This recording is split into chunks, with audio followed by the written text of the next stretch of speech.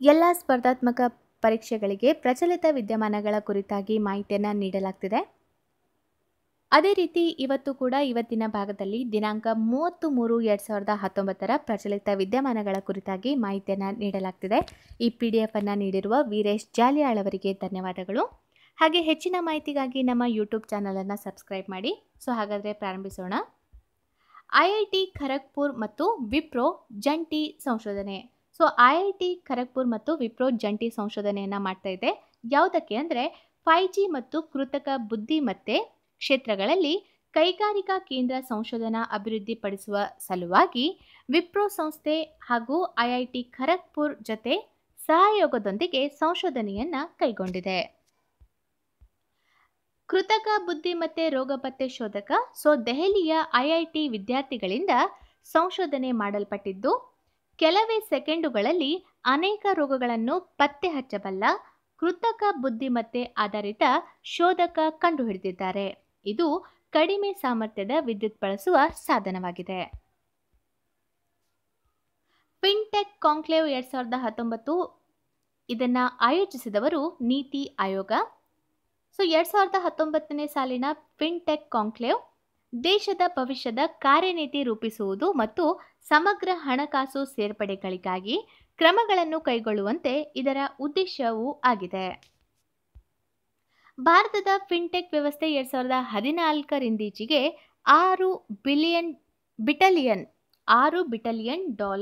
ವಿದೇಶಿ ನೇರ ಹೂಡಿಕೆಯನ್ನು ಆಕರ್ಷಿಸಿದ್ದು, ಜಗತ್ತಿನ 3ನೇ ಅತಿದೊಡ್ಡ ಫಿನ್ಟೆಕ್ ವ್ಯವಸ್ಥೆ ಇದಾಗಿದೆ. ನಂದನ್ ನಿಲ್ಕೇಣಿ ಇವರು ಸುದ್ದಿಯಲ್ಲಿದ್ದಾರೆ. ಇವರು ಭಾರತೀಯ ರಿಸರ್ವ್ ಬ್ಯಾಂಕ್ ಡಿಜಿಟಲ್ ಪೇಮೆಂಟ್ ಕಮಿಟಿಯ ಮುಖ್ಯಸ್ಥರಾಗಿ ಆಯ್ಕೆಯಾಗಿದ್ದಾರೆ. ರತನ್ ವಾಟಲ್ ಸಮಿತಿಯು ಡಿಜಿಟಲ್ ಪೇಮೆಂಟ್ಗೆ ಸಂಬಂಧಿಸಿದಂತಹ ಸಮಿತಿಯಾಗಿದೆ. ನಿಮಗೆ ಎಕ್ಸಾಮ್ನಲ್ಲಿ ರತನ್ ವಾಟಲ್ ಸಮಿತಿ ಯಾವುದಕ್ಕೆ ಸಂಬಂಧಿಸಿದೆ ಅಂತ ಪ್ರಶ್ನೆ ಬಂದರೆ ಅದು ಡಿಜಿಟಲ್ ಪೇಮೆಂಟ್ಗೆ ಸಂಬಂಧಿಸಿದ ಸಮಿತಿಯಾಗಿದೆ. ಶ್ಯಾಮ್ ಶರಣ್ ನೇಗಿ ಇವರು ಸ್ವತಂತ್ರ ಭಾರತದ ಮೊದಲ ಸಾರ್ವತ್ರಿಕ ಚುನಾವಣೆಯಲ್ಲಿ ಮೊಟ್ಟ ಮೊದಲು ಮತ ಚಲಾಯಿಸಿದವರು. ಹಿಮಾಚಲ್ ಪ್ರದೇಶದ ಶ್ಯಾಮ್ ಶರಣ್ ನೇಗಿ ಇವರಿಗೆ ವಯಸ್ಸು 102. ಚುನಾವಣಾ ಆಯೋಗ 2007ರಲ್ಲಿ ಈ ಮಾಹಿತಿಯನ್ನು ಪತ್ತೆ ಹಚ್ಚಿತು. 17ನೇ ಲೋಕಸಭಾ ಚುನಾವಣೆಯಲ್ಲೂ ಸಹ ಇವರು ಮತದಾನ ಮಾಡುವುದು ವಿಶೇಷತೆಯಾಗಿದೆ. ಹಾಗೆ ಕೇಂದ್ರ ಚುನಾವಣಾ ಆಯೋಗದ ಕುರಿತಾಗಿ ಸಂಕ್ಷಿಪ್ತ ಮಾಹಿತಿ ಅಂದರೆ, ಕೇಂದ್ರ ಚುನಾವಣಾ ಆಯೋಗದ ಕುರಿತಾಗಿ ಹೇಳುವಂತಹ ಭಾರತದ ಸಂವಿಧಾನದ ವಿಧಿ ಅಂದರೆ 324ನೇ ವಿಧಿ.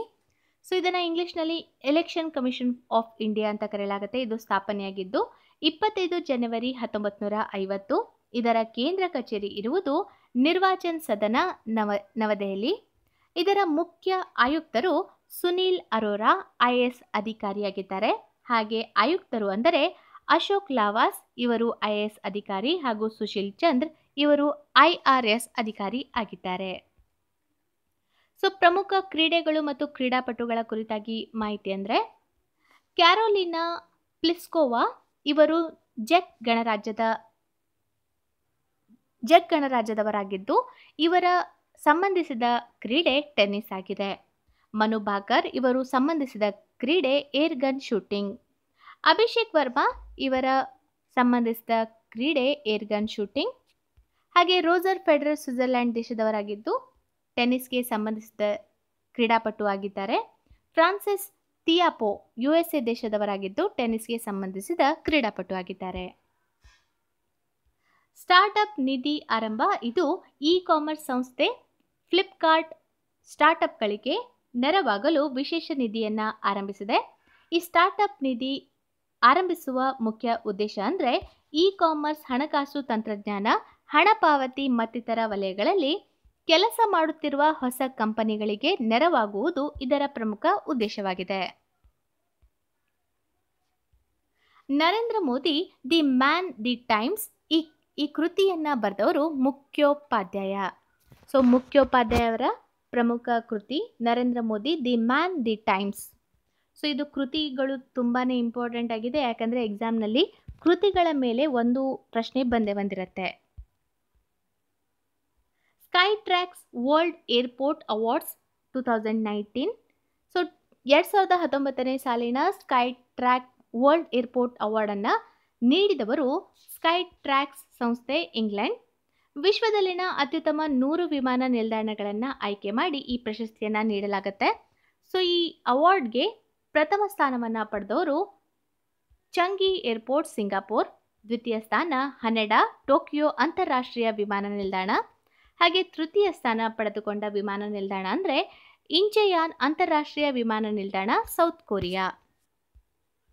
ಭಾರತದ ವಿಮಾನ ನಿಲ್ದಾಣಗಳ ಈ ಒಂದು ಪ್ರಶಸ್ತಿ ಪಟ್ಟಿಯಲ್ಲಿ ಪಡೆದಂತಹ ಪ್ರಮುಖ ಸ್ಥಾನಗಳ ಕುರಿತಾಗಿ ಹೇಳಬೇಕಂದ್ರೆ, ಇಂದಿರಾ ಗಾಂಧಿ ಅಂತಾರಾಷ್ಟ್ರೀಯ ವಿಮಾನ ನಿಲ್ದಾಣ ನವದೆಹಲಿ, ಇದು 59ನೇ ಸ್ಥಾನವನ್ನು ಪಡೆದುಕೊಂಡಿದೆ. ಛತ್ರಪತಿ ಶಿವಾಜಿ ಅಂತಾರಾಷ್ಟ್ರೀಯ ವಿಮಾನ ನಿಲ್ದಾಣ ಮುಂಬೈ, ಇದು 64ನೇ ಸ್ಥಾನವನ್ನು ಪಡೆದುಕೊಂಡಿದೆ. ರಾಜೀವ್ ಗಾಂಧಿ ಅಂತಾರಾಷ್ಟ್ರೀಯ ವಿಮಾನ ನಿಲ್ದಾಣ ಹೈದರಾಬಾದ್, ಇದು 66ನೇ ಸ್ಥಾನವನ್ನು ಪಡೆದುಕೊಂಡಿದೆ. ಕೆಂಪೇಗೌಡ ಅಂತಾರಾಷ್ಟ್ರೀಯ ವಿಮಾನ ನಿಲ್ದಾಣ ಬೆಂಗಳೂರು, ಇದು 69ನೇ ಸ್ಥಾನವನ್ನು ಪಡೆದುಕೊಂಡಿದೆ. ಈ ಒಂದು ವಿಮಾನ ನಿಲ್ದಾಣಗಳ ಸ್ಥಾನ ಪಟ್ಟಿಯು ಜಾಗತಿಕ ವಿಮಾನ ನಿಲ್ದಾಣ ಗ್ರಾಹಕರ ಮತಗಳನ್ನು ಆಧರಿಸಿದೆ. ಕಾರ್ಬನ್ ಡೈಆಕ್ಸೈಡ್ ಹೊರಸೂಸುವಿಕೆಯ ವರದಿ 2019. ಸೊ ಈ ವರದಿಯನ್ನು ಬಿಡುಗಡೆ ಮಾಡಿದ್ದು ಇಂಟರ್ನ್ಯಾಷನಲ್ ಎನರ್ಜಿ ಏಜೆನ್ಸಿ.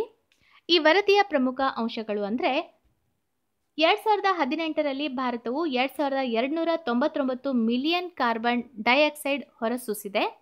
ಕಳೆದ ವರ್ಷಕ್ಕೆ ಹೋಲಿಸಿದರೆ ಅಂದರೆ 2017ನೇ ವರ್ಷಕ್ಕೆ ಹೋಲಿಸಿದರೆ ಈ ಬಾರಿ 4.8% ಅಧಿಕ ಕಾರ್ಬನ್ ಡೈಆಕ್ಸೈಡ್ ಪ್ರಮಾಣವನ್ನು ಹೊರಸೂಸಿದೆ. ಕಲ್ಲಿದ್ದಲಿನ ಅಧಿಕ ಬಳಕೆ ಕಾರಣ ಮತ್ತು ಚೀನಾ, ಅಮೆರಿಕ ದೇಶ ಕಾರ್ಬನ್ ಡೈಆಕ್ಸೈಡ್ ಹೊರಸೂಸುವಿಕೆಗಿಂತ ಭಾರತ ಅಧಿಕವಾಗಿ CO2 ಹೊರಸೂಸುವಿಕೆ ಕಂಡುಬಂದಿದೆ. 2030ರ ವೇಳೆಗೆ ತನ್ನ ಆರ್ಥಿಕತೆಯ ಹೊರಸೂಸುವಿಕೆಯನ್ನು ಕಡಿಮೆಗೊಳಿಸಲು INDC ಭಾರತ ಪ್ರತಿಜ್ಞೆ ಮಾಡಿದೆ. ಸೊ INDC ಇದರ full form intended nationally determined contributions.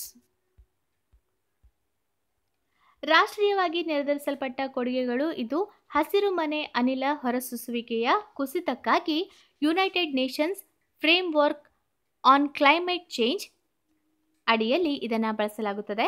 So 2013ರಲ್ಲಿ ನಡೆದ ಪೋಲೆಂಡ್ ಹವಾಮಾನ ಬದಲಾವಣೆಯ ಸಮಾವೇಶದಲ್ಲಿ ಈ ಒಂದು ಫ್ರೇಮ್ವರ್ಕ್ಗೆ ಎಲ್ಲ ದೇಶಗಳು ಸಹಿ ಹಾಕಿದೆ.